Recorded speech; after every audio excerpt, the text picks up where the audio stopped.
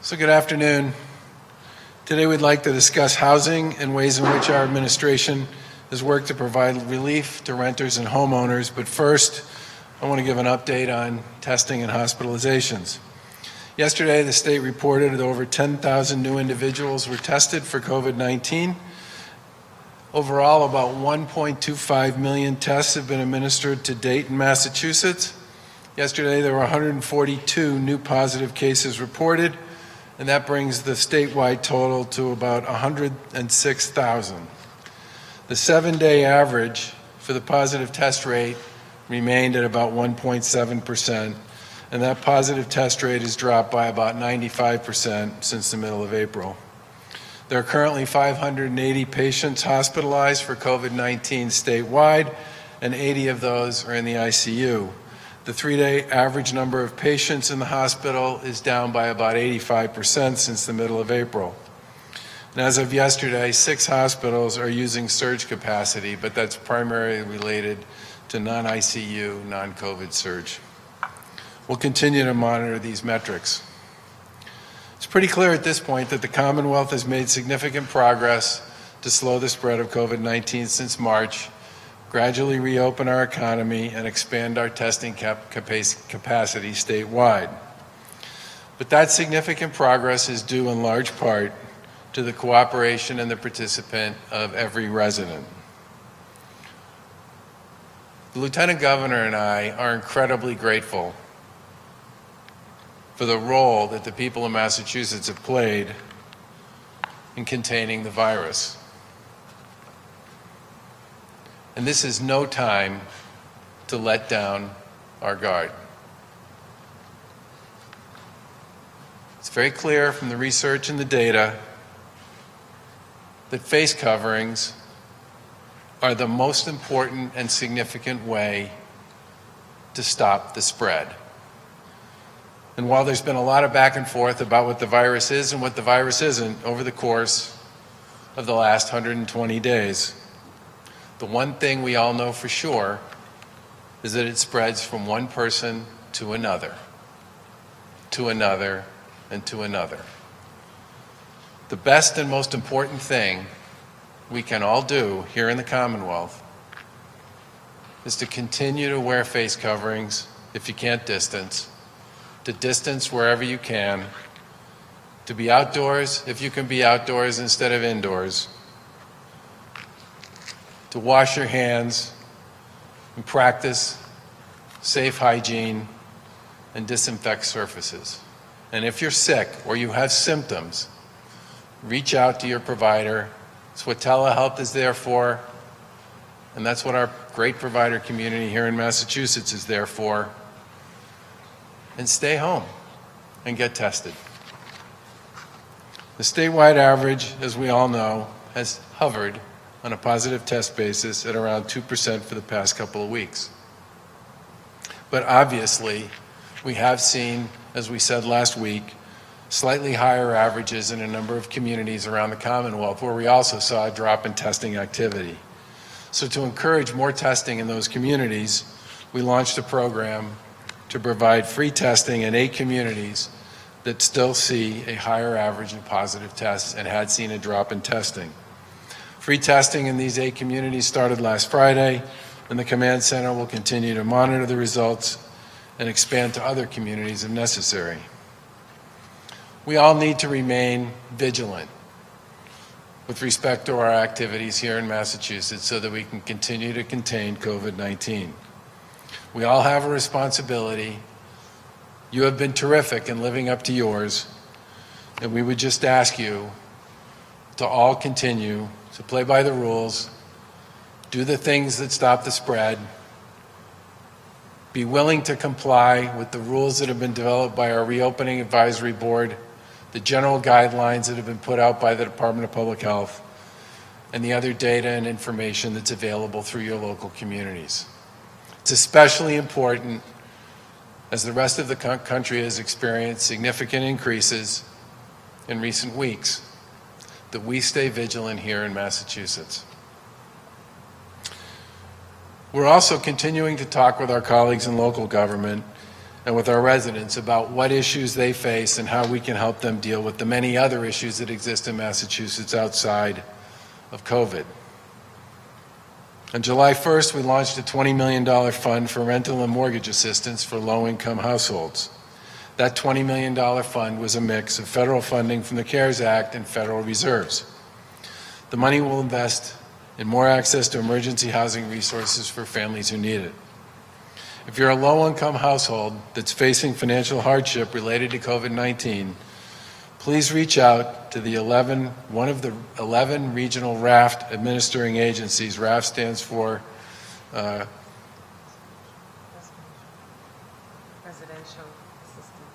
Residential Assistance for Families in Transition. Sorry. To one of those 11 agencies that administer this program to apply for help with your rent or your mortgage. The contact information can be found by visiting mass.gov/DHCD and clicking on COVID-19 updates. There's also $20 million in rental assistance and support currently in a supplemental that's before the legislature that we believe we're going to get sometime in the next couple of days. And in addition to that, today we're announcing that we'll begin distributing an additional $20 million on top of the other 220s in federal money that we've received through the CARES Act. That means in total, we will have approximately $80 million in CARES Act funding that we've put to work to support people with respect to housing. Today's $20 million investment will be distributed across 181 communities for food assistance, homelessness prevention, and for hard-hit small businesses through the Community Development Block Grant, or CDBG program. This funding is for non-entitlement communities as defined by HUD as municipalities with less than 50,000 people, and is an important part of how we're leveraging state and federal assets to meet this moment. The pandemic has caused communities to scale up and expand food assistance programs. We'll have more to say about this next week, including delivery options, which have been a critical part for many folks at risk. This new funding will also help micro enterprises, very small businesses that have 5 or less employees with up to $10,000 in grants. And some communities will be able to use this funding to provide job training for in-demand positions, especially in places like healthcare. The funding will help our communities support households who've lost employment, households who are struggling to access food, homebound seniors who are unable to get to the grocery store, and much, much more. We're pleased that in addition to the funding the state received, our 37 federally designated entitlement cities and towns in general communities that exceed 50,000 people in population that receive funding directly from HUD also received another $40 million. Those communities are using these resources in many of the same ways that today's funding will be used to support small businesses, community services, and people in need. We're also pleased to see many of our communities setting up additional emergency rental assistance programs that can supplement our RAFT and IRMA programs. DHCD is working with our partners at Mass Housing Partnership and at CHAPA to create great resources for communities who want to set up their own emergency rental assistance programs. The Department of Housing and Community Development has received $160 million in CARES Act funding across a variety of grant programs. They're distributing the funds across municipalities, shelter providers, community action agencies, and other service providers to meet the needs in various communities. And we're grateful to the Massachusetts delegation for securing these federal resources, and will continue to utilize them in the most appropriate way possible in conjunction with our colleagues in local government and the many nonprofits that are part of this community as well. All of this funding builds on many of the efforts that we've launched across our administration to support families during the pandemic. Additionally, we're encouraged by discussions with the legislature we've had relative to our Partnerships for Growth legislation that we filed originally in March and updated last month. That bill has more than $275 million in investments in it. It includes $85 million for housing efforts, including new climate-resilient, affordable housing and neighborhood stabilization in communities that were hit hard by COVID-19.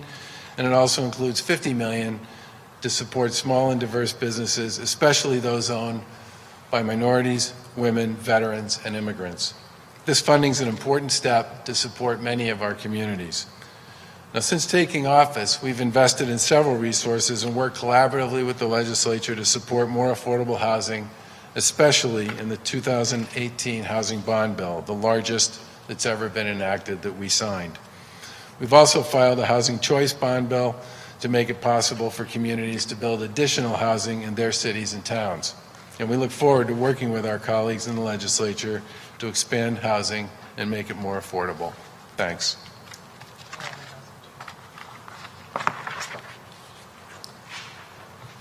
Thank you, Governor. Good afternoon. The fight to combat COVID-19 has enhanced the need to address a number of critical issues in our Commonwealth, and one of which is housing. Before COVID-19, the combination of the increased demand for housing and the inadequate levels of production meant home costs and rental prices continued to climb over the last decade.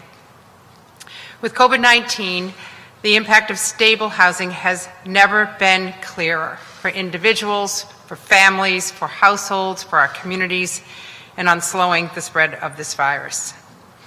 In an effort to increase the production of housing and to expand access for families to have safe, affordable living spaces, we launched the Housing Choice Initiative in 2017.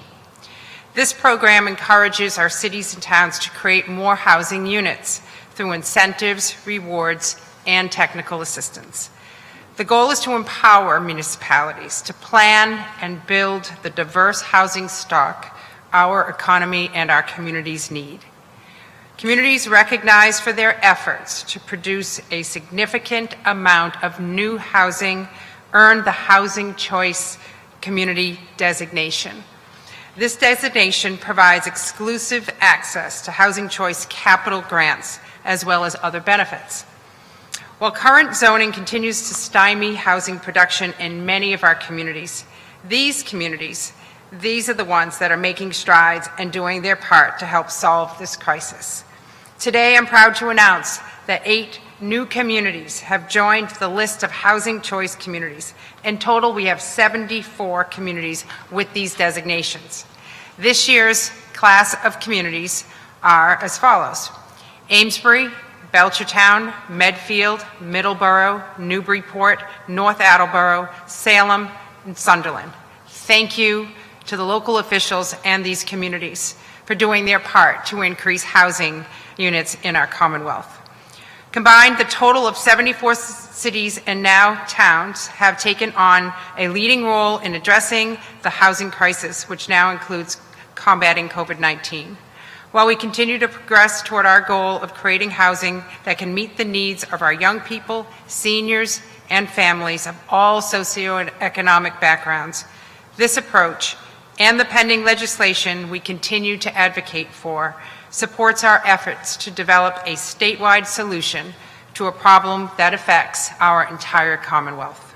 Again, I want to thank this year's class of Housing Choice communities for their commitment to doing their part to address a long-standing statewide issue, and for their willingness to be leaders in our efforts to develop a solution that will have lasting and meaningful impacts. Thank you.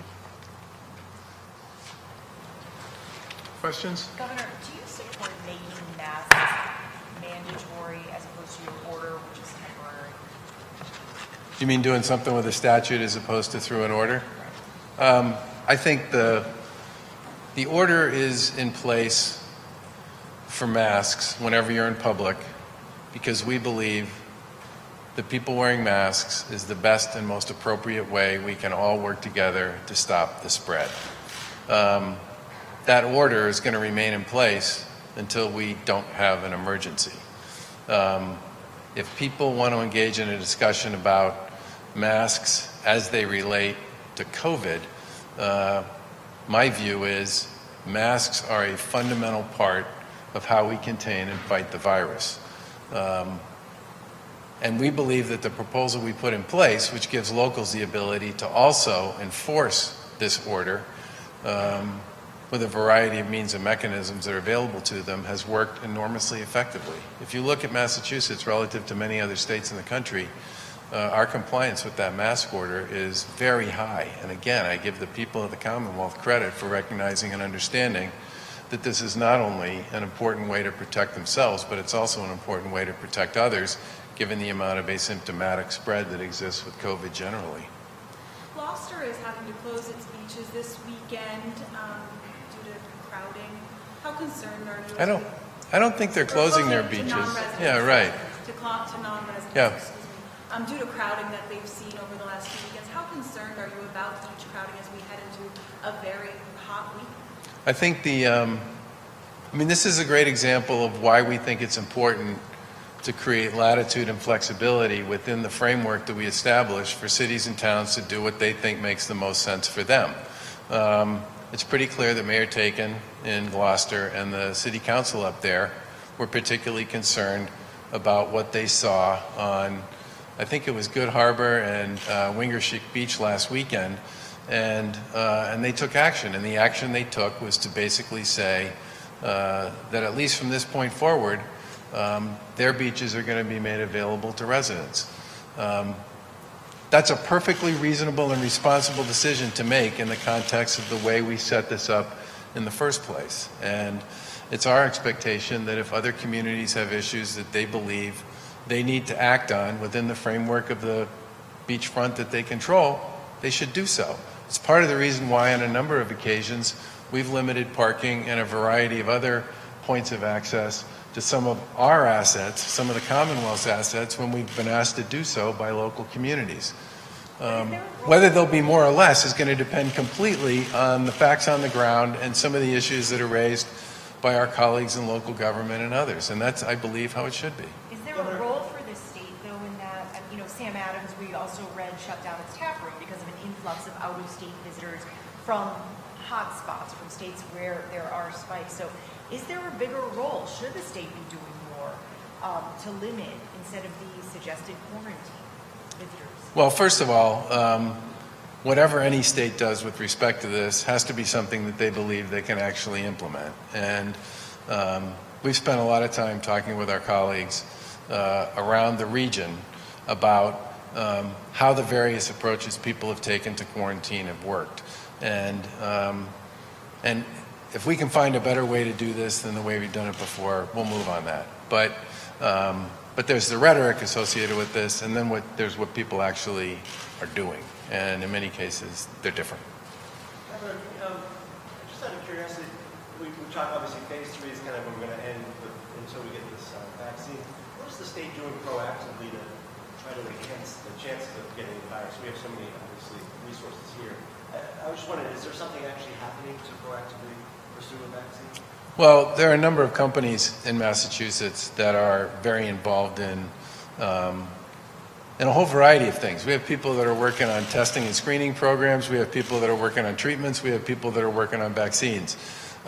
Basically, our approach to that has been to make clear to them, and the Lieutenant Governor and I have personally visited a number of them, that if they have issues or concerns that they need our help with, or if they want us to advocate on behalf of what they're up to with federal agencies, all they have to do is ask. And and so there has been a lot of that kind of conversation back and forth.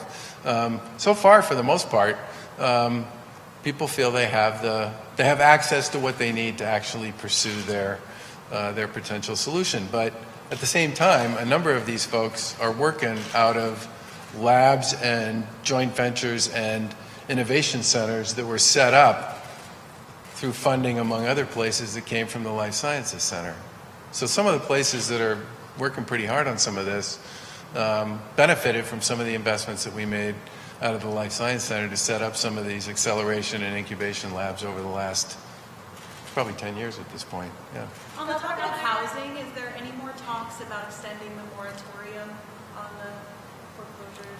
Yeah, we've been talking just so people know, the current moratorium stays in place through the 18th of August. And we've been having regular conversations with our colleagues in local government, with folks in the housing community, with folks in the advocacy community, and folks in the legislature about this. And we recognize and understand that we're going to need to make a decision on that soon.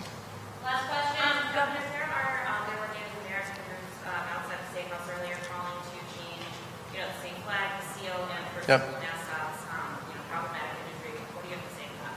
there's a conversation that's going on, in states and municipalities, and in some cases at the national level, about many symbols and historical emblems. And if people here in Massachusetts want to pursue discussions with respect to some of those, we'd be open to talking to them about it. Obviously, it's the sort of thing that would have to be done in conjunction with our colleagues in the legislature as well. But we'd be open to those conversations. Sorry, Governor, any concern about the White House bypassing the CDC for the stats and stuff? There are two issues going on right now with the White House and the CDC. One is the bypass. The other is a very significant increase in sort of daily reporting requirements. And I think many of us are concerned about both, okay? Because the big concern we have about the sudden increase in the number of elements that they're looking for is there wasn't much process to set this up or much dialogue or discussion about defining a lot of the things they're asking for so that they actually get what they're supposed to get and something that's not what they're actually looking for. So there's a process question and a data integrity question associated with that. The other issue is the CDC has been the sort of source of truth, for lack of a better word, around what's going on with regard to a lot of these issues for a long time. And I think many of us believe that that is, in fact, where that data should be gathered. We should be chasing data based on protocols and rules and definitions that have been part of the way the CDC's done this forever. And I think as this virus has continued to grow around the country, it's more important than ever that the CDC be able to produce what I would describe as a daily statement on truth with regard to hospitalizations, cases, ICU utilization, and all the rest. So I think a lot of us are very concerned about this and worry that it not only takes an actor who really understands their role and has been very good about making sure that everybody's playing with the same definitions in all 50 states across every institution so that the data is clean and clear and everybody can apply it appropriately. But in addition to that, sort of doing this bang bang like this without a heck of a lot of process, when you're talking about this many moving parts and this many data elements and all the rest, sets us up for a situation where it's going to be very hard to understand what truth actually is as we try and figure out what's going on in New England and what's going on in the South and what's going on in the West, even just what's going on within the hospitals in our own state. Governor, is there any update or what's the status of any contingency plans, any potential increase of restrictions that might need to happen if Massachusetts does see an uptick in cases again, or if there's any localized hotspots that continue to get worse? I think the approach that we would take to that would be similar to the approach we took to it before, which is to isolate, test aggressively, and determine, in fact, whether or not you have a very small incident where you need to isolate, trace, and help people. That sucker's loud. And help people with whatever the situation and the circumstance is, or something bigger. But that's been, remember, folks, COVID's been around here for quite a while. It's going to be around here for quite a while. We've had, businesses that have shut down for a few days. We've had branch offices shut down. We've had a lot of experience at this point. We've done, rapid testing in places where we saw an outbreak.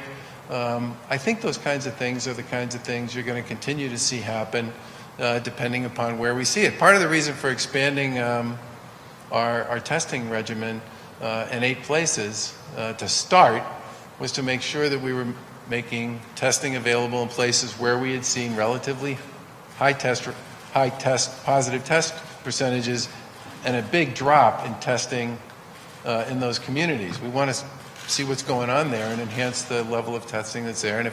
And we'll continue to move that kind of program around if we think it's appropriate and necessary and act accordingly. At this point in time, remember, I think these numbers aren't exact, but the contact tracing program between the collaborative and the local boards of health has taken over 130, has had over 130,000 people who they needed to connect with, and have connected with north of like 115 or 120,000 of them. The numbers, there's a lot of work that's going on every day in Massachusetts to identify and reach out to and connect with people who test positive and their close contacts. And that work, in some ways, is as good a bellwether as any with respect to what's going on, in addition to some of the other things we're doing with our testing program generally. Governor, Safe said Communities last Act week, has Governor, you had advanced said out last of. You week guys are that- both talking at the same time? You had said last week that the state was always looking to secure more PPE. Yeah. How is our PPE supply right now?